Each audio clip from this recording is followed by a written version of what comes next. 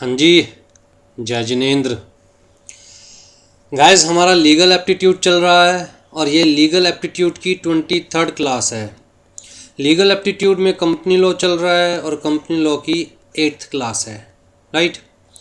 तो जो students first time हमारी वीडियोस देख रहे हैं उनको इन्फॉर्म कर दूं कि हम लोग ये सारी videos CS executive entrance test की सारी वीडियोस अपने यूट्यूब चैनल पर फ्री ऑफ कॉस्ट अपलोड कर रहे हैं। हमारे यूट्यूब चैनल का नाम है दीपकियान क्लासेस। नोट्स के लिए आपको हमारा व्हाट्सएप का ब्रॉडकास्ट लिस्ट ज्वाइन करना पड़ेगा। उसके लिए आप हमारे नंबर पर 9811196732 पर एक रिक्वेस्ट सेंड कीजिए कि you want to join CS executive entrance test broadcast list. तो हम आपको ऐड कर लेंगे अपनी ब्रॉडकास्ट लिस्ट में और आप ये हमारा नंबर अपनी कॉन्टैक्ट में ऐड कर लीजिएगा, जो भी आपके फ़ोन की कॉन्टैक्ट लिस्ट है, ठीक है। तो आपको सारे नोटिफिकेशंस आते रहेंगे जो भी हम स्टूडेंट्स को सेंड करते हैं। आ जाइए जी। तो कंपनी लॉ में हम लोग अभी तक पहुंच गए थे। टाइप ऑफ कंपनीज हमारा स्टार्ट हो चुका था लास्ट क्लास में। Private company, public company, 1 person company हम डिस्कस कर चुके थे, प्लस ये सेक्शन 3 भी हम डिस्कस कर चुके थे। आ जाइए जी। We have to start with section 8 companies. हाँ जी, सेक्शन 8 कंपनीज़, जैसे कि मैं पहले भी सेक्शन 8 कंपनीज़ का कहीं ना कहीं जिक्र कर चुका हूँ कि सेक्शन 8 कंपनी का मतलब क्या है। एक ऐसी कंपनी जिसको बनाने के पीछे profit is not the motive. मतलब प्रॉफिट अर्न करने के लिए, गेन के लिए हम कंपनी नहीं इनकॉर्पोरेट कर रहे हैं, बल्कि हम कंपनी इनकॉर्पोरेट कर रहे हैं जन सेवा के लिए, समाज सेवा के लिए, ठीक है। तो जी हम कह सकते हैं कि देखिए, या तो कंपनी बनाई जा सकती है, कोई भी कंपनी बनाई जा सकती है, या तो फॉर प्रॉफिट या गेन, मतलब जहां पर हम लोग बिजनेस करने वाले हैं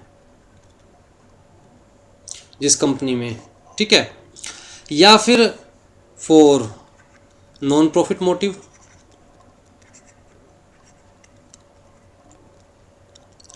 मतलब जहां पर हमारा मोटिव बिजनेस करना नहीं है, हम कंपनी इनकॉर्पोरेट कर रहे हैं ताकि ऐसी एक्टिविटीज़ करें जो कि समाज के लिए, सोसाइटी के लिए बेनिफिशियल हो, ठीक। तो चाहे प्राइवेट कंपनी है, चाहे पब्लिक कंपनी है, चाहे 1 पर्सन कंपनी है, हम लोग बना सकते हैं या तो प्रॉफिट मोटिव के लिए या फिर नॉन प्रॉफिट मोटिव के लिए, ठीक है जी।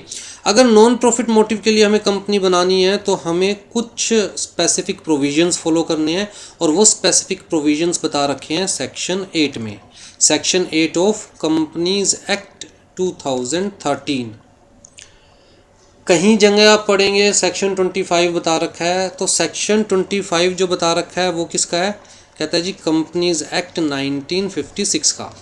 तो कंपनीज एक्ट 2013 एट प्रेजेंट जो हमारा कंपनी लॉ है, इसका सेक्शन 8 है। और जो प्रीवियस कंपनी लॉ था कंपनीज एक्ट 1956, उसका सेक्शन 25 था। मतलब सेक्शन 25 में वो प्रोविजंस दे रखे थे जिन प्रोविजंस को फॉलो करके हम एक नॉन प्रॉफिट मोटिव कंपनी बना सकते हैं, ठीक है जी। तो क्योंकि सारे प्रोविजंस जो दे रखे हैं इस टाइप की कंपनी से रिलेटेड वो सेक्शन 8 में दे रखे हैं, इसीलिए हम इस टाइप की कंपनीज को बोलते हैं सेक्शन 8 कंपनीज। तो जहां भी आप पढ़ेंगे सेक्शन 8 कंपनीज, आप मान के चलेंगे हम कौन सी कंपनीज की बात कर रहे हैं? NPO, right, non profit organisation, मतलब कंपनी की फॉर्म में एक नॉन प्रॉफिट ऑर्गेनाइजेशन। तो जी अंडर कंपनीज एक्ट 2013 आप प्राइवेट कंपनी, सारे प्रोविजंस को ध्यान से सुनिएगा। A private company limited by either share और गारंटी और बोथ। हमने पढ़ा जी कोई भी कंपनी हो, चाहे प्राइवेट कंपनी है, चाहे पब्लिक कंपनी है, चाहे 1 पर्सन कंपनी है, that may be limited by shares और may be limited by guarantee, having share capital, not having share capital, और unlimited company having share capital, not having share capital. तो यहाँ पर किसकी बात कर रहे हैं? कहता है जी private company limited by shares और limited by guarantee, having share capital, not having share capital. तो मतलब अनलिमिटेड कंपनीज की बात नहीं कर रहे। इसी तरह पब्लिक कंपनी की बात कर रहे हैं, लिमिटेड बाय शेयर और बाय गारंटी और बोथ। बोथ का मतलब having share capital, not having share capital, right. तो जी यहाँ पर आप स्पेसिफिकली देखिए अनलिमिटेड कंपनीज की बात नहीं की जा रही है, एक तो। दूसरा प्राइवेट कंपनी की बात की जा रही है, पब्लिक कंपनी की बात की जा रही है, लेकिन वन पर्सन कंपनी की बात नहीं की जा रही है। ठीक, तो इसका मतलब क्या प्राइवेट कंपनी सेक्शन 8 कंपनी के तौर पर रजिस्टर हो सकती है? The answer is yes. पर कौन सी प्राइवेट कंपनी? कहता है अनलिमिटेड प्राइवेट कंपनी को छोड़ के बाकी कोई भी प्राइवेट कंपनी। क्या पब्लिक कंपनी सेक्शन 8 कंपनी बन सकती है? यस। कौन सी पब्लिक कंपनी? कहता है अनलिमिटेड पब्लिक कंपनी को छोड़ के बाकी कोई भी पब्लिक कंपनी। क्या one person company section 8 company बन सकती है? The answer is no. कोई भी one person company section 8 company नहीं बन सकती। ठीक है, चाहे वो लिमिटेड हो या अनलिमिटेड हो, कोई भी one person company section 8 company नहीं बन सकती। और ये एमसीक्यू के पॉइंट ऑफ व्यू से बहुत इंपॉर्टेंट है। ठीक है जी। तो जी, प्राइवेट कंपनी और a public company limited by either share और गारंटी और both may be registered as non profit organisation with the social objectives like promotion of commerce, art, science, sport, education, research, social welfare, religion, charity, protection of environment, etc. कुल मिलाकर जनसेवा के लिए, समाज सेवा के लिए एज नॉन प्रॉफिट ऑर्गेनाइजेशन अपने आप को सेक्शन 8 में रजिस्टर करवा सकती है। ठीक है, क्योंकि इस टाइप की कंपनीज के जो प्रोविजंस है वो कहाँ पर दिए हुए हैं? कहता है जी सेक्शन 8 में दिए हुए हैं, सेक्शन 8 में दिए हुए हैं, इसलिए इनको हम बोल देते हैं section 8 companies. It should be noted that unlimited company whether private or public cannot be registered as section 8 company, वो मैं आपको बता ही चुका हूँ। अब जी सेक्शन 8 में क्या कहा हुआ है? हेडिंग क्या है? Formation of companies with charitable objects. Section 8 की हेडिंग ये है। कहता है where it is prove to the satisfaction of the central government, और सेंट्रल गवर्नमेंट की पावर किसको डेलीगेट कर रखी है? आरओसी को। ठीक, तो where it is prove to the satisfaction of ROC that a person और an association of persons propose to be registered under this act as limited company has its objects the promotion of commerce, art, science, sport, education, research, social welfare, वही सारे जो हमने ऊपर पढ़े हैं। पहली condition तो ये कि जी ऑब्जेक्ट क्या है आपका। आप कंपनी जब इनकॉर्पोरेट करते हो, मैंने आपको बताया है कि दो इंपॉर्टेंट डॉक्यूमेंट होते हैं, एक एमओए होता है, एक एओए होता है। एमओए मेमोरेंडम ऑफ एसोसिएशन जिसे हम कहेंगे constitution of the company, AOA articles of association जिसे हम बोलेंगे rule book, internal rule book of the company. तो जी मेमोरेंडम ऑफ एसोसिएशन के अंदर हमें लिखना होता है कंपनी के ऑब्जेक्ट्स क्या है, मतलब कंपनी का बिजनेस क्या होगा। कहता है जहाँ पर आरओसी को ये सेटिस्फैक्शन होगी कि कंपनी के ऑब्जेक्ट्स क्या है, social welfare, promotion of commerce या आर्ट या साइंस या sport, education, research, social welfare, religion, charity, protection of environment या एनी सच अदर ऑब्जेक्ट। ठीक, तो जो ऑब्जेक्टिव है वो क्या है? सोशल वेलफेयर, पहली चीज़, चैरिटी। दूसरी चीज़ कहता है company intends to apply its profit if any और other income in promoting its objects, मतलब कंपनी का अगर कोई भी प्रॉफिट होगा, कंपनी की अगर कोई भी इनकम होगी तो कंपनी वो इनकम, वो प्रॉफिट अपने मेंबर्स में डिस्ट्रीब्यूट नहीं करेगी, वो पैसा घर नहीं ले जाया जाएगा, बल्कि वो सारा पैसा कंपनी अपने ऑब्जेक्ट्स को प्रमोट करने में ही यूटिलाइज करेगी। ठीक है, तो चाहे कंपनी की कोई भी इनकम हो, किसी भी तरह की डोनेशन से, ग्रांट से, किसी भी तरह से, कंपनी उस पैसे को घर नहीं ले जाने वाली, मतलब मेंबर्स उस पैसे को घर नहीं ले जाने वाले, बल्कि इन्हीं पर्पसेस के लिए वो पैसा यूज़ किया जाएगा। तीसरी चीज़, company intends to prohibit the payment of any dividend to its members, मतलब कंपनी अपने मेंबर्स को कोई डिविडेंड नहीं देगी, कंपनी कोई भी इनकम होगी घर नहीं जाएगी मेंबर्स के, और वो ये समाज सेवी कामों में ही यूटिलाइज की जाएगी। अगर ये तीन चीज़ आरओसी को लगेगा कि हाँ आपके एमओए में ऐसा ऑब्जेक्ट है, और बाकी ये जो दोनों चीज़ें हैं ये आपके आर्टिकल्स ऑफ एसोसिएशन में लिखी हुई है, तो आरओसी विल बी सेटिस्फाइड कि हाँ आपकी इंटेंशन प्रॉफिट या गेन की नहीं है, आपकी इंटेंशन है सोशल वेलफेयर की, चैरिटी की। तो आरओसी आपको एक लाइसेंस दे देगी that yes with these objectives subject to these restrictions conditions you can create a section 8 company. ठीक है जी, और जब आपको ये लाइसेंस मिल जाएगा आरओसी से, तो you can create a company and registered that company as section 8। ठीक, और उस केस में आपको नाम के पीछे लिमिटेड या प्राइवेट लिमिटेड वर्ड भी लगाने की ज़रूरत नहीं है।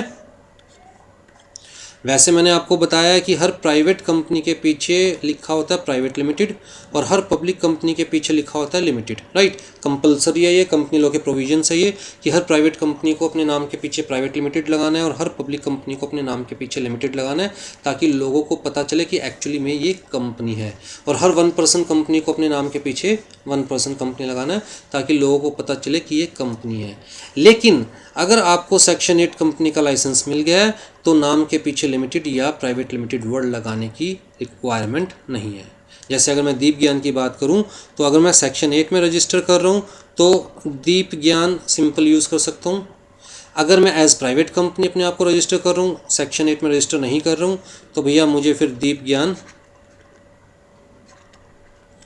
प्राइवेट लिमिटेड लिखना पड़ेगा अपने नाम के पीछे। अगर मैं सिंपल पब्लिक कंपनी इनकॉर्पोरेट कर रहा हूँ जिसको सेक्शन 8 में रजिस्टर नहीं करवा रहा, तो मुझे दीप ज्ञान लिमिटेड वर्ड यूज़ करना पड़ेगा, ठीक है। तो जी सेक्शन 8 कंपनी केस में ये एग्जम्पशन कह लीजिए, प्रिविलेज कह लीजिए कि नाम के पीछे लिमिटेड या प्राइवेट लिमिटेड वर्ड यूज़ करने की ज़रूरत नहीं है, ठीक। तो जी अभी तक हम लोगों ने क्या समझा? हमने समझा जी सेक्शन 8 कंपनी क्या है, एक ऐसी कंपनी जिसका ऑब्जेक्ट है चैरिटेबल सोशल वेलफेयर, मतलब एक एनपीओ, ठीक है। प्रोविजंस कहाँ दे रखे हैं इस कंपनी से रिलेटेड? कहता है जी सेक्शन 8 में, इसीलिए इसे सेक्शन 8 कंपनी बोला जाता है। फिर जी हमने देखा कि कौन सी कंपनीज को सेक्शन 8 कंपनी रजिस्टर करवाया जा सकता है। कहता है जी या तो प्राइवेट कंपनी को या फिर पब्लिक कंपनी को। कहता है 1% company can not be registered as section 8 company. Private company में कौन सी? कहता है जी limited. Unlimited can not be registered as section 8 company. Limited कहता है जी चाहे लिमिटेड बाय शेयर्स हो या लिमिटेड बाय गारंटी हो या फिर लिमिटेड बाय गारंटी, मैं आगे लिख रहा हूँ नॉट हैविंग शेयर कैपिटल,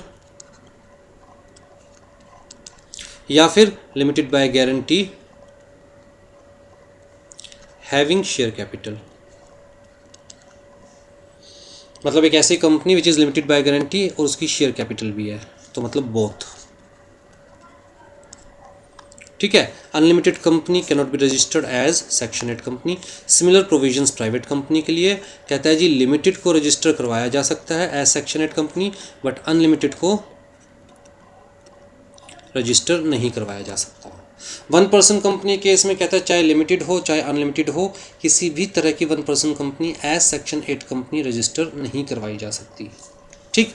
लोग कहता है जी 1% कंपनी का जो स्टेटस हम दे रहे हैं इंडिविजुअल को कॉरपोरेट फॉर्म में काम करने के लिए, जो प्रिविलेज हम दे रहे हैं वो बिजनेस करने के लिए दे रहे हैं, जनसेवा करने के लिए नहीं दे रहे।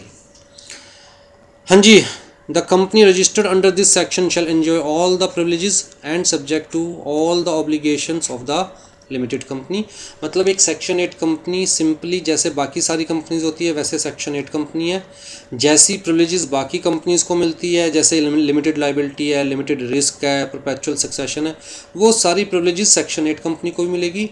और कंपनी लॉ में जो भी कंप्लाइंसेस करने हैं, जो भी ऑब्लिगेशंस है बाकी कंपनीज के ऊपर, वो सब सेक्शन 8 के ऊपर भी होते हैं, सेक्शन 8 कंपनीज के ऊपर। वो अलग बात है, गवर्नमेंट चाहे तो by notification time to time section 8 company को किसी स्पेसिफिक प्रोविजन से एग्जम्प्ट कर दे, किसी स्पेसिफिक कंप्लाइंस से एग्जम्प्ट कर दे, दैट्स अ डिफरेंट थिंग। वो नोटिफिकेशन के थ्रू गवर्नमेंट इशू करती रहती है, ठीक। फिर जी हमने पढ़ा है किसी भी कंपनी का मेंबर कौन हो सकता है? Only a person, only a person can be member of company. कहता है दिस पर्सन में बी नेचुरल पर्सन, आप जैसे मेरे जैसे, या आर्टिफिशियल पर्सन, जैसे कि कहता है कंपनी हो गई, बॉडी कॉर्पोरेट हो गई। इसका मतलब मैं या आप किसी कंपनी के मेंबर बन सकते हैं, द आंसर इज यस। इसका मतलब क्या एक कंपनी दूसरी कंपनी की मेंबर बन सकती है? The answer is yes. एक बॉडी कॉर्पोरेट किसी कंपनी की मेंबर बन सकती है? The answer is yes. क्या गवर्नमेंट किसी कंपनी की मेंबर बन सकती है? द आंसर इज यस, क्योंकि गवर्नमेंट लॉ की नज़रों में लीगल पर्सन है, ठीक है। अब अगर मैं कहूँ जी सेंट्रल गवर्नमेंट, तो जी सेंट्रल गवर्नमेंट के नाम पे जितने भी शेयर्स होंगे वो बेसिकली प्रेसिडेंट ऑफ इंडिया के नाम पर होते हैं, और स्टेट गवर्नमेंट के जो शेयर्स होते हैं वो basically governor of that state government के नाम पर होते हैं।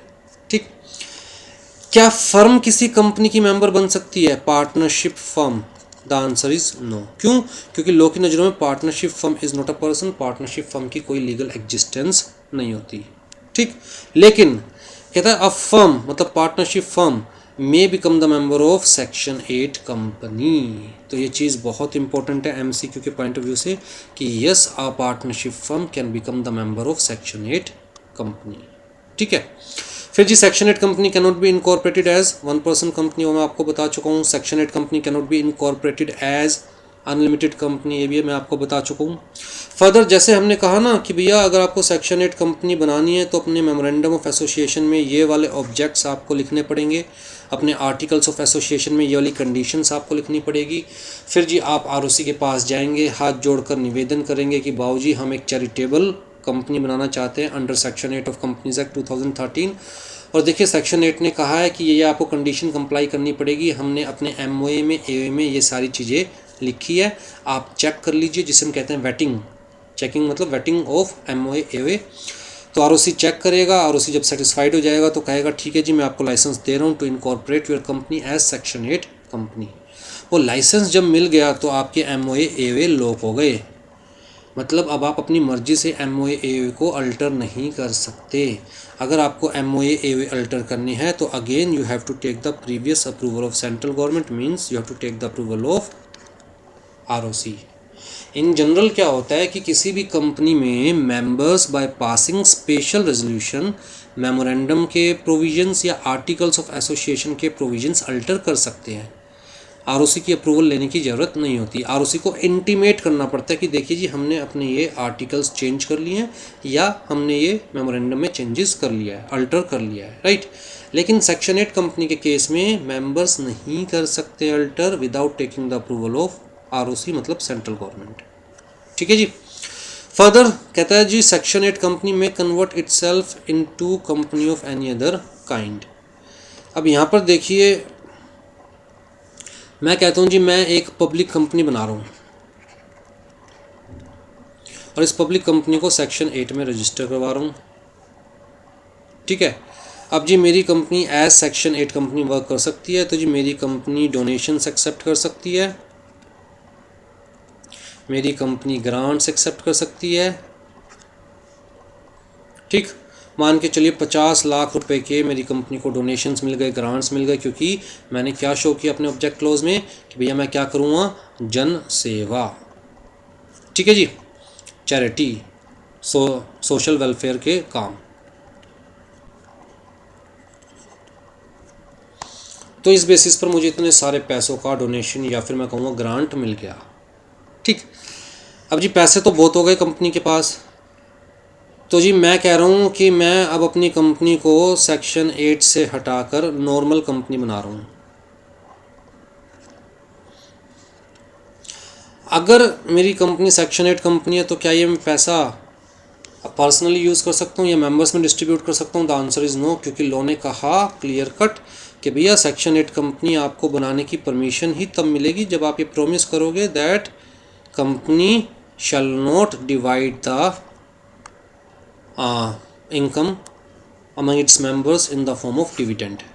ठीक, कोई भी पैसा घर नहीं लेके जाएंगे मेंबर्स, बल्कि company intend to apply its profits in promoting its objects. ठीक, लेकिन अगर मैं नॉर्मल कंपनी बना लूँगा और कंपनी के पास 50 लाख रुपए है, तब क्या कंपनी अपने मेंबर्स को डिस्ट्रीब्यूट कर सकती है? The answer is yes. पहले सेक्शन 8 कंपनी थी, अब मैंने इसे कन्वर्ट कर लिया नॉर्मल कंपनी में, और लोग कह रहे जी कन्वर्ट कर सकते हो but subject to certain conditions. Government कहेगी बेटा 50 लाख रुपए कहाँ लेके जा रहे हो, ये देते जाओ, जन सेवा के लिए आपने 50 लाख रुपए इकट्ठे किए थे ना, अब आप जन सेवा तो करोगे नहीं, क्योंकि आपने अपनी कंपनी को अब बिजनेस कंपनी में कन्वर्ट कर लिया, नॉर्मल कंपनी में कन्वर्ट कर लिया है, तो अब जन सेवा तो आप कर नहीं रहे हो। तो जो पैसा जन सेवा के नाम पर इकट्ठा किया था, जो एसेट्स जन सेवा के नाम पर बनाई थी, वो सारी देते जाओ।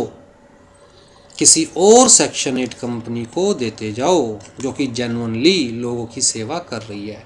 ये आप अपने साथ नहीं ले जा सकते while conversion the section 8 company in any other kind of company. ठीक है, तो कुछ स्पेसिफिक आपको प्रोविजंस कंप्लाई करने पड़ेंगे for such conversions only after complying with such conditions as may be prescribed. Clear जी, सेक्शन 8 कंपनी क्या होती है। अब आ जाइए जी गवर्नमेंट कंपनीज के ऊपर। कहता है चाहे पहली चीज़ तो आप एक चीज़ बताइए, 1 पर्सन कंपनी की डेफिनेशन क्लियर है। 1 पर्सन कंपनी में सिर्फ एक ही मेंबर हो सकता है और वो जो मेंबर होगा that shall be a natural person. इसका मतलब क्या गवर्नमेंट 1 पर्सन कंपनी की मेंबर हो सकती है? The answer is no, because government is not a natural person. ठीक, अब जी बात आती है प्राइवेट कंपनी की, पब्लिक कंपनी की।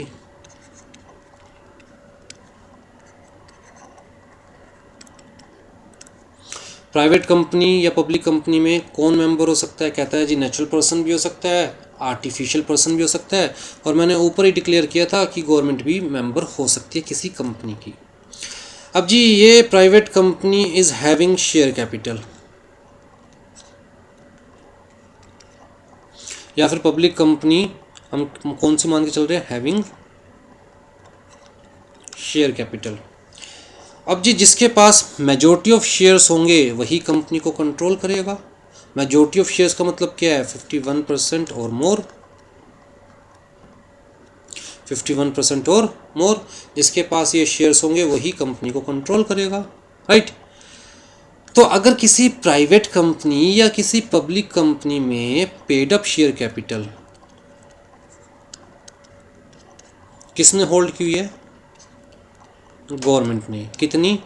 नॉट लेस देन 51%, मतलब 51% और मोर पेड अप कैपिटल गवर्नमेंट ने होल्ड की हुई है, तो उस प्राइवेट कंपनी को या उस पब्लिक कंपनी को हम क्या बोलेंगे? Government company. सिंपल, इतनी सी बात है, राइट। तो it depends upon the holding of government in a company. कहता है जी government company means a company in which not less than 51% of paid up share capital, paid up share capital की बात कर रहे हैं यहाँ पर, राइट, इज हेल्ड बाय। कहता है चाहे कोई भी गवर्नमेंट हो, सेंट्रल गवर्नमेंट है, स्टेट गवर्नमेंट है, या central government plus state government ने मिलकर होल्ड की हुई है। जैसे मैं कहता हूँ जी सेंट्रल गवर्नमेंट ने होल्ड कर रखा है 10% किसी कंपनी में, फिर जी दिल्ली गवर्नमेंट ने होल्ड कर रखा है 20%, फिर जी हरियाणा गवर्नमेंट ने होल्ड कर रखा है 22%, तो टोटल मिला के कितना हो गया? मोर देन 51% हो गया, राइट। तो जिस कंपनी को क्या कंसिडर करा जाएगा? गवर्नमेंट कंपनी, क्योंकि मेजॉरिटी ऑफ शेयर्स किसके पास है? गवर्नमेंट के पास। यहाँ मेजॉरिटी का मतलब क्या है? 51% और मोर, नॉट मोर देन 50%, बल्कि 51% और मोर। ठीक है, तो कंफ्यूज कर देते हैं ये 50%, मोर देन 50%, 51% और मोर। ठीक, तो कहता है चाहे सेंट्रल गवर्नमेंट ने, चाहे स्टेट गवर्नमेंट या गवर्नमेंट्स ने मिलकर, पार्टली बाय सेंट्रल गवर्नमेंट या पार्टली बाय 1 और मोर स्टेट गवर्नमेंट्स, कोई फर्क नहीं पड़ता, होल्ड तो गवर्नमेंट ने किया हुआ है, राइट। तो जी उस कंपनी को हम बोलेंगे गवर्नमेंट कंपनी।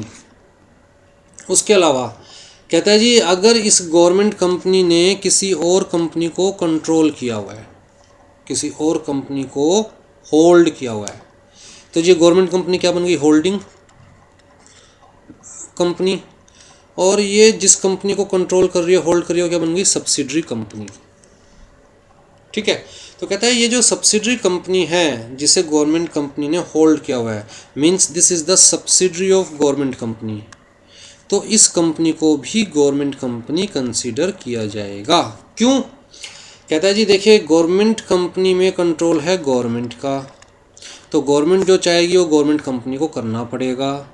अब जी इस कंपनी में कंट्रोल है गवर्नमेंट कंपनी का, तो गवर्नमेंट कंपनी जो चाहेगी वो इस कंपनी को करना पड़ेगा। तो गवर्नमेंट इस कंपनी के थ्रू इस कंपनी में कुछ भी करवा सकती है, तो इसका मतलब ये कंपनी भी किसके कंट्रोल में हो गई? एक तरह से गवर्नमेंट के कंट्रोल में। तो इस कंपनी को भी क्या कंसिडर किया जाएगा? गवर्नमेंट कंपनी, चाहे इस कंपनी में गवर्नमेंट की 51% और मोर शेयर होल्डिंग है या नहीं है, चाहे इस कंपनी में गवर्नमेंट की एक भी पैसे की शेयर होल्डिंग है या नहीं है, लेकिन क्योंकि गवर्नमेंट कंपनी इसे कंट्रोल कर रही है तो गवर्नमेंट कंपनी के थ्रू इसमें कुछ भी करवा सकती है, इससे कुछ भी करवा सकती है, तो जी इसे भी गवर्नमेंट कंपनी ही कंसीडर किया जाएगा। ठीक है जी।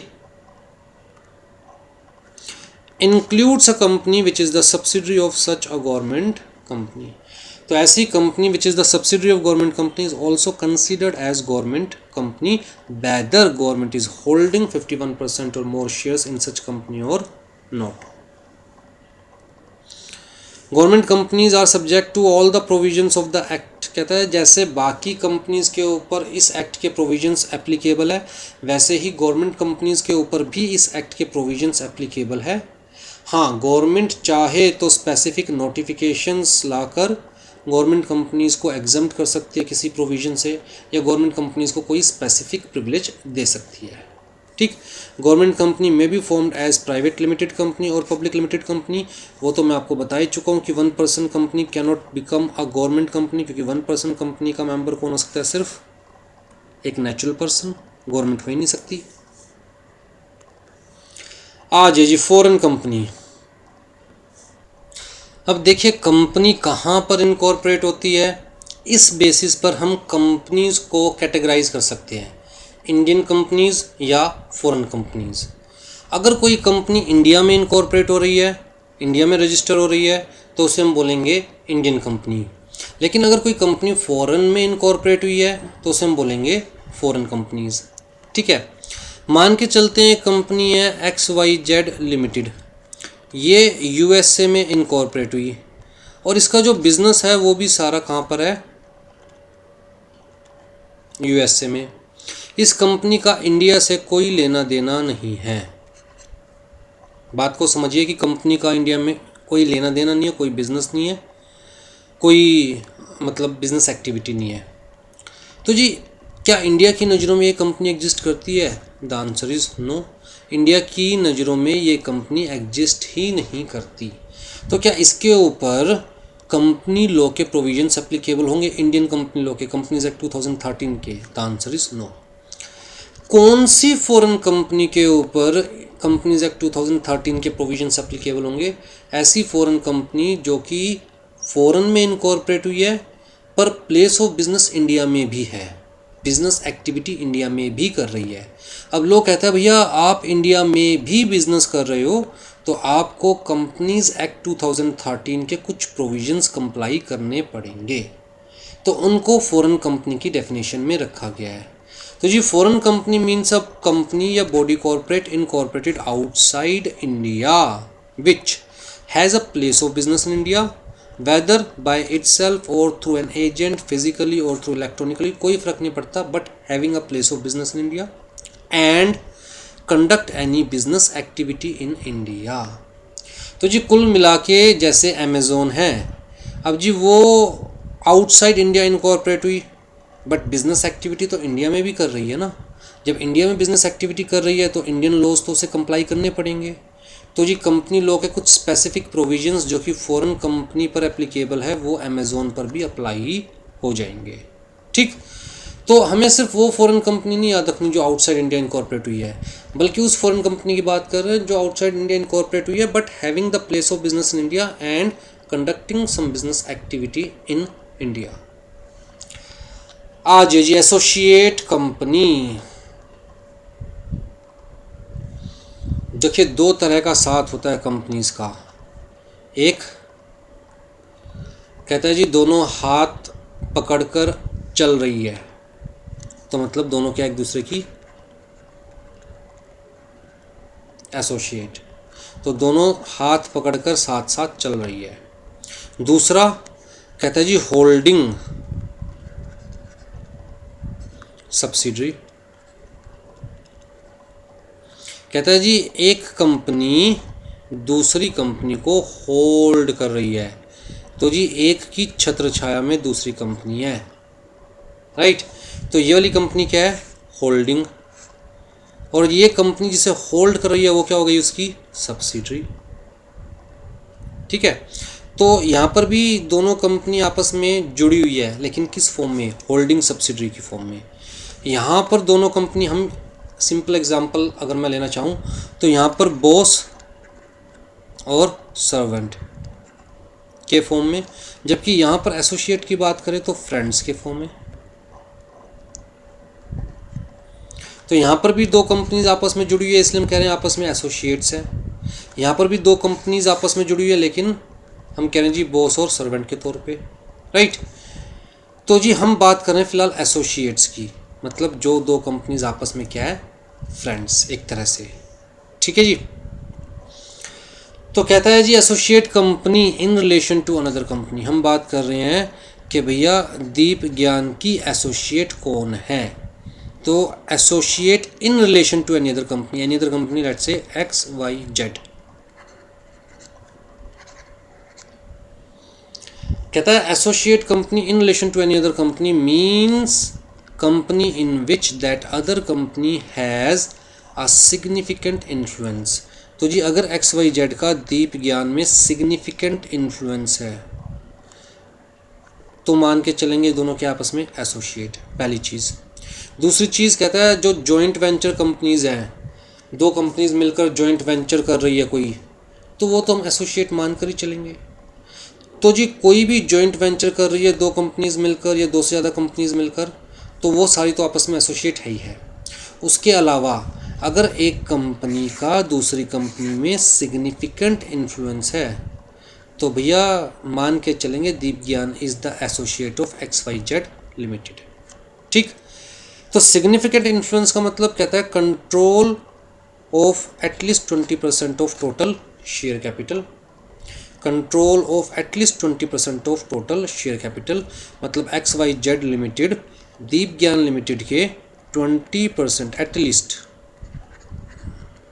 20% शेयर कैपिटल को कंट्रोल कर रही है। या फिर control of business decisions under an agreement, मतलब इन दोनों के बीच में एक ऐसा एग्रीमेंट है जिसकी वजह से दीप ज्ञान के बिजनेस डिसीजंस कौन कंट्रोल करती है, एक्स वाई जेड लिमिटेड। मतलब दीप ज्ञान को कोई भी बिजनेस डिसीजन लेना होता है तो पहले किसकी अप्रूवल चाहिए होती है, एक्स वाई जेड लिमिटेड की, ठीक है। तो इन दोनों में से कोई भी एक केस है तो मान के चलेंगे Deep Gyan is the associate of X Y Z limited, ठीक है जी। अब पहले सब्सिडरी की डेफिनेशन देखते हैं, फिर आगे मैं ये जो पॉइंट्स है ये समझाऊंगा आपको, ठीक है। सब्सिडरी की डेफिनेशन देखते हैं पहले। सब्सिडरी कंपनी क्या होती है, कहता है सब्सिडरी कंपनी या subsidiary in relation to any other company. अब जी एस लिमिटेड मान के चल रहे हैं सब्सिडरी कंपनी है, एच लिमिटेड मान के चल रहे हैं होल्डिंग कंपनी है। तो कहता है means a company in which the holding company, ये वाली कंपनी सब्सिडरी तब कहलाएगी जब इस वाली कंपनी का इस कंपनी में कहता है कंट्रोल होगा। किस फॉर्म में, जब एच लिमिटेड एस लिमिटेड के बोर्ड ऑफ डायरेक्टर्स की कंपोजिशन को कंट्रोल करेगी। मतलब एस लिमिटेड में डायरेक्टर्स किसे अपॉइंट किया जाएगा, कितने डायरेक्टर्स होंगे, कितने इंडिपेंडेंट डायरेक्टर्स होंगे, कितने एग्जीक्यूटिव होंगे, कितने नॉन एग्जीक्यूटिव होंगे। तो जी कुल मिला के बोर्ड ऑफ डायरेक्टर्स को, एस लिमिटेड के बोर्ड ऑफ डायरेक्टर्स को कौन कंट्रोल कर रहा है, एच लिमिटेड। तो जब एच लिमिटेड बताएगी भैया किसे डायरेक्टर अपॉइंट किया जाएगा, कितने डायरेक्टर्स होंगे, तो डायरेक्टर्स किसकी बात मानने वाले हैं, एच लिमिटेड की। तो एच लिमिटेड जो कहेगी एस लिमिटेड के डायरेक्टर्स वही करेंगे। इसका मतलब एस लिमिटेड को कौन कंट्रोल कर रहा है, एच लिमिटेड। या फिर कहता है एक्सरसाइज और control more than 1/2 of the total voting power either at its own और टुगेदर विद वन और more of its subsidiary companies. तो जी एच लिमिटेड एस लिमिटेड के 50% और मोर वोटिंग पावर, 50% और मोर वोटिंग पावर को control कर रहा है, तो मान के चला जाएगा कि भैया S limited is the subsidiary of H limited. क्योंकि अगर एच लिमिटेड के पास 50% और more than 50% in fact more than 50% voting power है, तो जो एच लिमिटेड चाहेगी वही एस लिमिटेड के अंदर होगा, क्योंकि मेजोरिटी शेयर्स किसके पास है, एच लिमिटेड के पास, ठीक है। यहाँ गवर्नमेंट कंपनी में हमने पढ़ा था 51% और मोर, यहाँ पर है मोर देन 50%। ये चीज़ याद रखिएगा एमसीक्यू के पॉइंट ऑफ व्यू से। तो जी दो कंडीशन बताई कि एच लिमिटेड अगर एस लिमिटेड के बोर्ड ऑफ डायरेक्टर्स की कंपोजिशन को कंट्रोल कर रही है तो मान के चला जाएगा कि S limited is controlled by H limited, तो H limited is the subsidiary and H limited is the holding. या फिर अगर एच लिमिटेड एस लिमिटेड के 50% से ज़्यादा वोटिंग पावर को कंट्रोल कर रही है तो मान के चला जाएगा कि S limited is controlled by H limited, मतलब S limited is subsidiary and H limited is holding. यहाँ क्लियर कट कहा गया कि भैया चाहे एच लिमिटेड अपने आप से कंट्रोल कर रही है इसके शेयर्स वोटिंग पावर्स, या फिर अपनी और सब्सिडरीज की हेल्प से। अब देखिए एच लिमिटेड है एक कंपनी, कहता है एक कंपनी है एम लिमिटेड। एम लिमिटेड में एच लिमिटेड के मान के चलते हैं 52% वोटिंग पावर है। एक कंपनी है एन लिमिटेड, एन लिमिटेड में भी मान के चलते हैं एच लिमिटेड की 70% वोटिंग पावर है। तो जी क्या एम लिमिटेड एच लिमिटेड की सब्सिडरी है? The answer is yes. क्या एन लिमिटेड एच लिमिटेड की सब्सिडरी है? द आंसर इज यस, क्योंकि दोनों ही कंपनीज में एच लिमिटेड के पास मोर देन 50% वोटिंग पावर है। अब एक कंपनी है पी लिमिटेड। पी लिमिटेड में एम लिमिटेड के पास 26% वोटिंग पावर है और एन लिमिटेड के पास भी पी लिमिटेड में 26% वोटिंग पावर है। टोटल कितनी हो गई? अब जी एच लिमिटेड जो कहेगी एम लिमिटेड को वही करना पड़ेगा, एच लिमिटेड जो कहेगी एन लिमिटेड को वही करना पड़ेगा। तो इन दोनों की जो वोटिंग पावर है पी लिमिटेड में, जो कि टोटल कितनी बन रही है 52%, इन दोनों को यूज़ करके एच लिमिटेड पी लिमिटेड में कुछ भी कर सकती है। चाहे एच लिमिटेड के पास खुद के पास वोटिंग पावर नहीं है पी लिमिटेड में, बट एच लिमिटेड के नौकरों के पास पावर है। ठीक, तो अपने नौकरों से कहेगी कि भैया पी लिमिटेड में ये होना चाहिए, ये अपने वोट उसी तरफ डालेंगे तो भैया पी लिमिटेड में वही होगा, राइट। तो जी even P limited shall be considered as the subsidiary of H limited. तो चाहे खुद वोटिंग पावर हो या अपनी सब्सिडरीज के थ्रू वोटिंग पावर हो। यहाँ तक क्लियर है? Provided that such class or classes of the holding companies as may be prescribed shall not have layers of subsidiaries beyond such number as may be prescribed। यहाँ layer का क्या मतलब है? ये बेसिकली फाइनेंशियल इंस्टीट्यूशंस के ऊपर conditions लगाई गई है, तो मैं इतना डीप में नहीं समझाऊंगा, अभी एग्जीक्यूटिव लेवल पर समझेंगे। बट फिलहाल लेयर का क्या मतलब है? एच लिमिटेड की सब्सिडरी है एस लिमिटेड, एस लिमिटेड की सब्सिडरी है पी लिमिटेड, पी लिमिटेड की सब्सिडरी है क्यू लिमिटेड। तो जी एच लिमिटेड जो चाहेगी पी लिमिटेड में भी करवा सकती है, एच लिमिटेड जो चाहेगी क्यू लिमिटेड में भी करवा सकती है। तो this is the first layer of subsidiary, this is the second layer of subsidiary for H limited,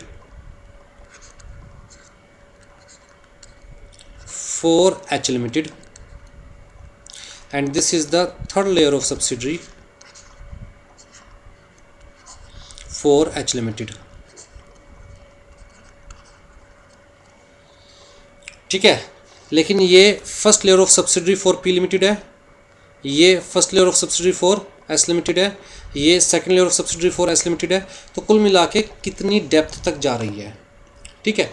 अब जी होता क्या है कि कुछ कंपनीज फाइनेंशियल इंस्टीट्यूशन स्पेसिफिकली जो फाइनेंशियल कंपनीज होती है वो मल्टीपल लेयर बनाती जाती है, अपने नीचे सब्सिडरी, फिर उसके नीचे सब्सिडरी, फिर उसके नीचे सब्सिडरी, फिर उसके नीचे सब्सिडरी, और ट्रांजैक्शंस घुमाती रहती है कुल मिलाकर अथॉरिटीज़ को कंफ्यूज करने के लिए, ताकि अथॉरिटीज़ समझ ना पाए कि पैसे कहाँ से आए हैं और कहाँ पर जा रहे हैं। तो बेसिकली मनी लॉन्ड्रिंग के पॉइंट ऑफ व्यू से, ब्लैक मनी के पॉइंट ऑफ व्यू से सब्सिडरीज़ की लेयर बनाती चली जाती है। ठीक है, तो इसलिए लोगों ने कहा जी जो फाइनेंशियल कंपनीज़ हैं, फाइनेंशियल इंस्टीट्यूशंस हैं, वो एक मैक्सिमम एक लेवल तक ही सब्सिडरीज़ बना सकती है, लेयर्स बना सकती है। जैसे कि मान के चलिए कि सिर्फ 2 ही लेयर बना सकती है, ये फर्स्ट लेयर, ये सेकंड लेयर, या 3 ही लेयर बना सकती है, इससे नीचे और लेयर नहीं बना सकती। ठीक, तो इतनी डिटेल में नहीं है आपके में, और मैं आपको कंफ्यूज भी नहीं करना चाह रहा यहाँ पर। हाँ जी, the company shall be deemed to be the subsidiary of holding company even if the controlled अच्छा, ये चीज़ मैं आपको बता चुका हूँ कि चाहे वो खुद करे या किसी अनदर सब्सिडरी कंपनी के थ्रू कंट्रोल करे। Composition of board of director shall be deemed to be controlled by another company if that other company by exercise of some power exercisable by it at its discretion can appoint और remove all और majority of the directors of the subsidiary company. तो ये मान के चलेंगे कि S limited के board of directors की कंपोजिशन कंट्रोल कर रही है कब, जब एस लिमिटेड के majority of directors H limited के कहने पर अपॉइंट हो या रिमूव हुए। ठीक है, here company includes body corporate, वो चीज़ ठीक है। तो अब यहाँ पर आपको एक चीज़ समझने की ज़रूरत है। हम कहते हैं 20% कंट्रोल है एटलीस्ट, तो भैया एसोसिएट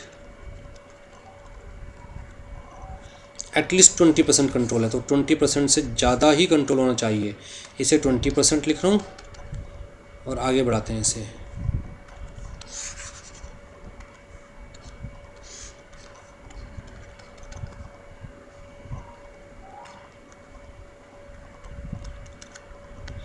कहता 20% से ज़्यादा है तो एसोसिएट, और 50% से ज़्यादा है तो होल्डिंग सब्सिडरी का रिलेशन। तो जी अगर 50% से ज़्यादा है तो क्या रिलेशन कंसिडर किया जाएगा, होल्डिंग सब्सिडरी का, और 20% से ज़्यादा है मतलब मोर देन 20% अप टू 50%,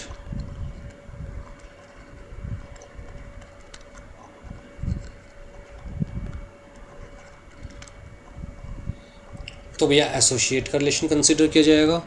तो जो एसोसिएट है वो होल्डिंग सब्सिडरी नहीं है, और जो होल्डिंग सब्सिडरी है वो एसोसिएट नहीं है। ठीक है, अब आप कहोगे सर होल्डिंग सब्सिडरी में तो मोर देन 50% है, तो एसोसिएट तो अपने आप ही हो गई। The answer is no. लो कहता है या तो होल्डिंग सब्सिडरी कंसिडर की जाएगी या एसोसिएट कंसिडर की जाएगी। तो लो ने बड़े सिंपल से कहा कि अप टू 50% है तो एसोसिएट, मोर देन 20% और मोर अप टू 50% तो एसोसिएट, और मोर देन 50% है तो होल्डिंग सब्सिडरी कंसिडर करेंगे, फिर एसोसिएट कंसिडर नहीं करेंगे। तो जी बड़ा क्लियर कट कहा गया यहाँ पर। अब दोबारा से ऊपर आइए। A subsidiary company cannot be considered as associate company. It means if ABC Limited is the subsidiary of XYZ Limited, then ABC Limited cannot be considered as the associate of XYZ Limited, even if XYZ Limited has significant influence in ABC Limited. तो या तो subsidiary या associate. A private company which is subsidiary of public company shall be deemed to be public company. तो I think ये provision हम पहले भी discuss कर चुके हैं जब हमने पब्लिक कंपनी की डेफिनेशन डिस्कस की थी कि भैया अगर कोई भी पब्लिक कंपनी किसी प्राइवेट कंपनी को होल्ड कर रही है तो इस प्राइवेट कंपनी को भी कुछ प्रोविजंस के पॉइंट ऑफ व्यू से पब्लिक कंपनी कंसीडर किया जाएगा। तो इस प्राइवेट कंपनी को क्या कंसीडर किया जाएगा, deemed public company, deemed public company. ठीक है जी। आज ये जी होल्डिंग कंपनी की डेफिनेशन बड़ी आसान है। कहता है एक कंपनी सब्सिडरी है या नहीं है वो ऊपर वाली डेफिनेशन से पता चल जाएगा। अगर एक सब्सिडरी है तो दूसरी अपने आप क्या हो जाएगी, holding company. Holding company in relation to one और more other companies means a company of which such companies are subsidiary company. ठीक है, अब यहाँ पर आपको कुछ चीज़ें याद रखनी है। सेक्शन 19 के कुछ प्रोविजंस याद रखनी है। सेक्शन 19 क्या कह रहा है, subsidiary company not to hold shares in its holding company. Section 19 ने बड़ी सिंपल सी बात कही कि भैया होल्डिंग कंपनी है, होल्डिंग कंपनी को हम मान के चलेंगे पेरेंट, और जो सब्सिडरी कंपनी है उसको हम मान के चलेंगे चाइल्ड। ठीक है, तो जी पेरेंट के पास चाइल्ड के ऊपर अथॉरिटी होनी चाहिए। क्या चाइल्ड के पास पेरेंट के ऊपर अथॉरिटी होनी चाहिए? The answer is no. कहता पेरेंट्स के पास डिसीजन मेकिंग पावर होनी चाहिए फॉर चाइल्ड, लेकिन चाइल्ड के पास पेरेंट्स के लिए decision making power, the answer is no. बड़ी सिंपल सी बात है, बच्चे थोड़ा ना डिसाइड करेंगे कि माँ बाप को क्या करना है क्या नहीं करना है। ठीक, तो जी इसी पॉइंट ऑफ व्यू से सेक्शन 19 ने कहा कि holding company can hold the shares of subsidiary company, क्योंकि होल्डिंग कंपनी डिसाइड कर सकती है कि सब्सिडरी कंपनी को क्या करना है क्या नहीं करना है, but subsidiary company shall not hold the shares of holding company. Subsidiary company holding company के शेयर्स होल्ड नहीं कर सकती, ये है जनरल रूल। कुछ केसेस में होल्ड कर सकती है, कैसे? जैसे मान के चलो ये सब्सिडरी कंपनी है, इसने होल्डिंग कंपनी के एच कंपनी के 10% शेयर्स परचेज कर लिए, हैविंग वोटिंग राइट, ऐसे shares which is having voting rights, मतलब इक्विटी शेयर्स परचेज कर लिए, ठीक। अब जी बाद में होल्डिंग कंपनी ने सब्सिडरी कंपनी के सीधा 60% इक्विटी शेयर्स परचेज कर लिए। इक्विटी शेयर्स का मतलब शेयर्स विद वोटिंग राइट, ठीक। तो जब सब्सिडरी कंपनी ने होल्डिंग कंपनी के शेयर्स परचेज करे थे, इन दोनों के बीच में कोई रिलेशन नहीं था, लेकिन जब एच लिमिटेड ने एस लिमिटेड के 60% शेयर्स परचेज कर लिए, तो जी एस लिमिटेड क्या बन गई? सब्सिडरी। एच लिमिटेड क्या बन गई? होल्डिंग।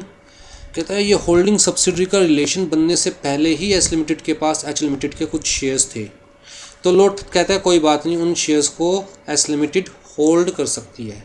जनरल रूल क्या है कि सब्सिडरी कंपनी होल्डिंग कंपनी के शेयर्स होल्ड नहीं कर सकती, लेकिन सब्सिडरी बनने से पहले ही अगर सब्सिडरी कंपनी के पास कुछ शेयर्स थे होल्डिंग कंपनी के, तो लोग कहते हैं उसे होल्ड कर सकती है, बट नो वोटिंग राइट्स।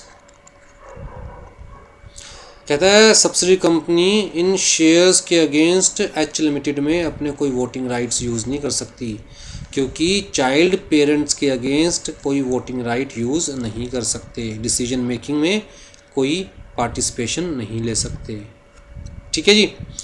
या फिर मान के चलिए कि एस लिमिटेड है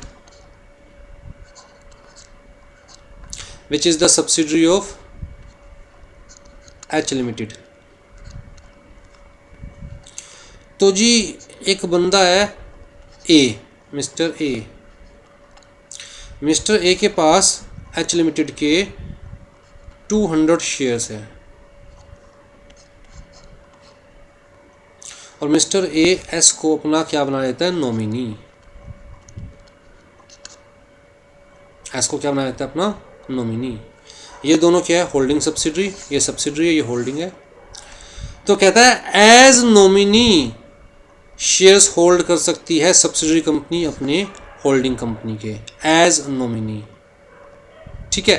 तो ऐसे करके 3 एक्सेप्शंस दे रखी है। पहला, where the holding company hold such shares as legal representative of deceased member of the holding company, मतलब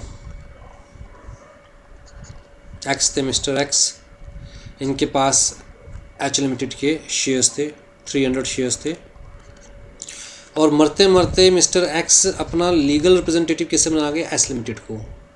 तो उस केस में S limited can hold the shares as legal representative of deceased member of H limited, ठीक।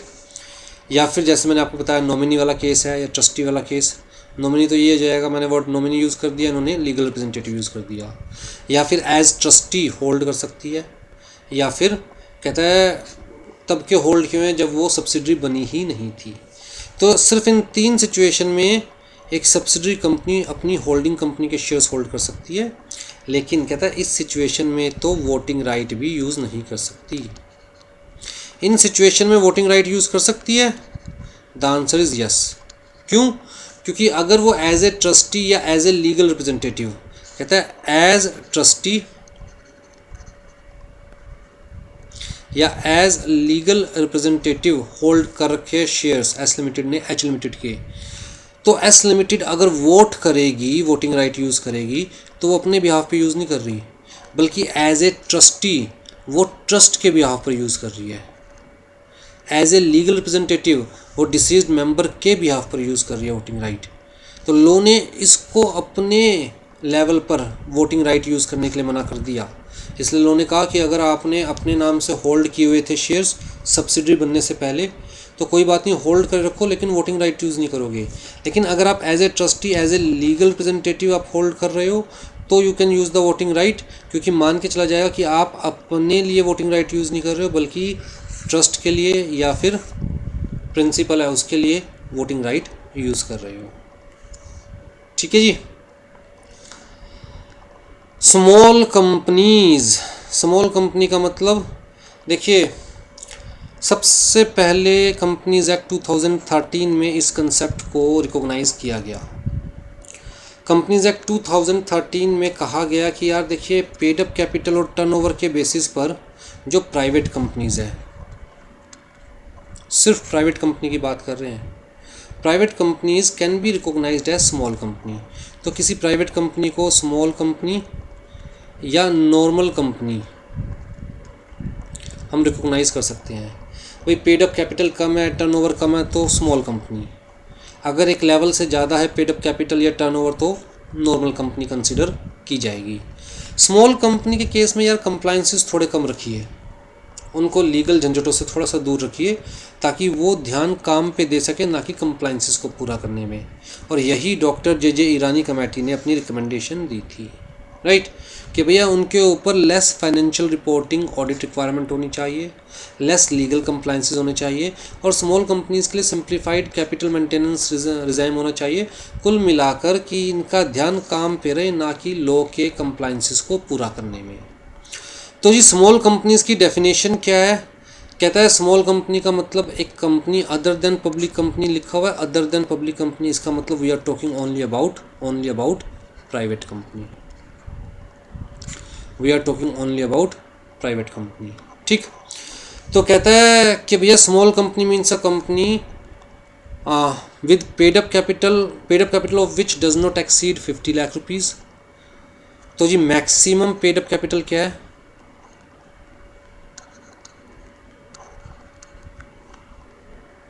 अगर government चाहे तो higher amount prescribe कर सकती है, बट मैक्सिमम कितनी कर सकती है government prescribe? 10 crore rupees rules में प्रिस्क्राइब करेगी गवर्नमेंट, लेकिन अभी तक कितनी है maximum paid up capital? 50 lakh. लेकिन गवर्नमेंट को पावर दे दी कि ठीक है जी, अगर आपको लगे आगे जाकर कि यार 50 लाख तो बहुत ही थोड़ी अमाउंट है, और जिनकी पेड अप कैपिटल 1 करोड़ है या 2 करोड़ है वो भी बड़ी छोटी कंपनी मानी जाएगी आज की डेट में, टाइम के हिसाब से चेंज होता रहता है ना, तो आप कर सकते हो हायर लिमिट प्रिस्क्राइब्ड, लेकिन फॉर द टाइमिंग कितनी है? 50 लाख। तो अगर पेड अप कैपिटल मैक्सिमम कितनी है? 50 लाख, 50 लाख है या उससे कम है तो स्मॉल कंपनी कंसिडर की जाएगी। एंड साथ में टर्नओवर जो है उस कंपनी की वो भी क्या है? कहता है जी turnover is also not exceeding 2 crore rupees. कब? इमीडिएटली प्रिसीडिंग फाइनेंशियल ईयर में। कब? इमीडिएटली प्रिसीडिंग फाइनेंशियल ईयर में। ठीक, तो turnover of which as per the profit and loss account for immediately preceding financial year में does not exceed 2 crore rupees. तो ना तो पेड अप कैपिटल 50 लाख से ज़्यादा है, एंड प्लस दोनों कंडीशन सेटिस्फाई होनी चाहिए, प्लस एंड कहता है ना ही जो टर्नओवर है वो 2 करोड़ से ज़्यादा है। तो भैया छोटी सी कंपनी है यार ये तो। अगर पेड अप कैपिटल 50 लाख से ज़्यादा चली जाए या टर्नओवर 2 करोड़ से ज़्यादा चली जाए फिर स्मॉल कंपनी कंसीडर नहीं की जाएगी। तो या तो पेड अप कैपिटल भी 50 लाख या उससे कम है, टर्नओवर भी 2 करोड़ या उससे कम है, तो भैया स्मॉल कंपनी। दोनों कंडीशन सेटिस्फाई हो रही है तो स्मॉल कंपनी। ये जो टर्नओवर है कब की देखनी है? इमीडिएटली प्रीसीडिंग फाइनेंशियल ईयर की, एज पर द कहता profit and loss account of the company. ठीक, दोबारा से रिपीट कर रहा हूँ, पेड अप कैपिटल भी 50 लाख या उससे कम है, टर्नओवर भी 2 करोड़ या उससे कम है, तो कंपनी क्या है? Small company. अगर पेड अप कैपिटल 50 लाख से कम है लेकिन टर्नओवर 2 करोड़ से ज़्यादा है तो स्मॉल कंपनी कंसीडर नहीं की जाएगी। पेड अप कैपिटल 50 लाख से ज़्यादा है, टर्नओवर 2 करोड़ से कम है तो भी स्मॉल कंपनी कंसीडर नहीं की जाएगी। राइट, कौन कौन सी कंपनी स्मॉल कंपनीज कंसीडर नहीं की जाएगी? कहता है एक तो पब्लिक कंपनी, चाहे पेड अप कैपिटल कितनी हो, 10 रुपये हो, चाहे टर्नओवर 10 रुपये हो, कोई फ़र्क नहीं पड़ता, public company can not be considered as small company. फिर जी सेक्शन 8 कंपनी, अगर company as section 8 company registered हो गई तो उसे स्मॉल कंपनी कंसीडर नहीं किया जाएगा। फिर जी कंपनी और body corporate govern by special act, जैसे LIC के बारे में हम बात कर रहे थे, कहता है उसे स्मॉल कंपनी कंसीडर नहीं किया जाएगा, चाहे कितनी पेड अप कैपिटल हो, चाहे कितना ही टर्नओवर हो। इसी तरह अगर कोई कंपनी होल्डिंग है या सब्सिडरी है, किसी कंपनी को होल्ड किया हुआ है या किसी कंपनी की सब्सिडरी है, तो भैया उसे हम इंडिविजुअली नहीं देख सकते, क्योंकि वो तो अगर ए ने बी को होल्ड किया हुआ है तो इनको इंडिविजुअली नहीं देख सकते, दोनों को मिला के देखना पड़ेगा। तो कहता है ना तो ए को होल्डिंग को स्मॉल कंपनी कंसीडर किया जा सकता, ना बी को सब्सिडरी को स्मॉल कंपनी कंसीडर किया जा सकता। तो ये चीज़ बहुत इंपॉर्टेंट है एमसीक्यू के पॉइंट ऑफ व्यू से, ये चीज़ बहुत इंपॉर्टेंट है एमसीक्यू के पॉइंट ऑफ व्यू से, ये चीज़ बहुत इंपॉर्टेंट है एमसीक्यू के पॉइंट ऑफ व्यू से। ये 10 करोड़ की अमेंडमेंट अभी आई थी, तो अगेन एमसीक्यू के पॉइंट ऑफ व्यू से। उसके अलावा 100 करोड़ की अमेंडमेंट अभी आई थी। भाई 2 करोड़ की टर्नओवर बता रखी है, बट गवर्नमेंट को पावर दे रखी है कि गवर्नमेंट चाहे तो टाइम टू टाइम इस लिमिट को इंक्रीज़ कर सकती है up to 100 crore rupees, right. तो ये भी एमसीक्यू के पॉइंट ऑफ व्यू से बहुत इंपॉर्टेंट है। अभी के लिए स्मॉल कंपनी की डेफिनेशन देखी जाए तो भैया पेड अप कैपिटल जो है वो 50 लाख या उससे कम होनी चाहिए, और टर्नओवर जो है वो 2 करोड़ या उससे कम होनी चाहिए। ठीक है जी। तो नेक्स्ट क्लास में we will start with the dormant companies. अच्छा, स्मॉल कंपनी को क्यों आइडेंटिफाई किया गया स्पेसिफिकली, ताकि उनको जो हैवी कंप्लायंसेस है कंपनी लॉ के अंदर उसमें कुछ रियायत दी जा सके, कुछ एग्जम्पशन दी जा सके, और स्मॉल कंपनीज अपना जो दिमाग है वो बिजनेस करने में लगाए, ना कि लीगल कंप्लायंसेस को पूरा करने में। यही जे ईरानी कमेटी की रिकमेंडेशन थी। चलिए जी, नेक्स्ट क्लास में will start with the dormant companies. Take care.